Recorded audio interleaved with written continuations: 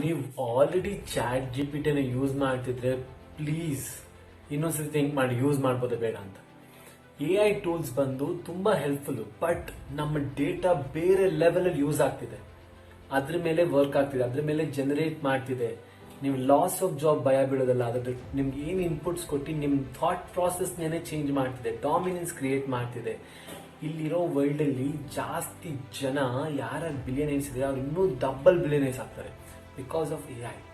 Recently Microsoft ಅವ್ರು 10,000 ಜನನ ಆಚೆ ಕಳಿಸಿದ್ರು. ಸ್ಲೋಲಿ ಸಾಫ್ಟ್ವೇರ್ ಇಂಡಸ್ಟ್ರಿನೇ ಬಿದ್ದೋಗ್ತಾ ಇದೆ.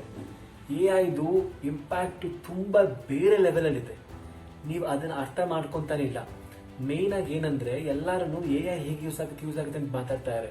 ಅದ್ರ ಇಂಪ್ಯಾಕ್ಟ್ ತುಂಬಾ ಡಬಲ್ ಇದೆ. ರೋಬೋಟ್ಸ್ ಎಲ್ಲ 2030 ಎಲ್ಲ ಕಡೆ ಬಂದ್ಬಿಡುತ್ತೆ. ನೆಕ್ಸ್ಟ್ ಇಯರ್ ನಿಮ್ಗೆ ಇನ್ನೂ ಚೆನ್ನಾಗಿ ಗೊತ್ತಾಗುತ್ತೆ. AI is dangerous.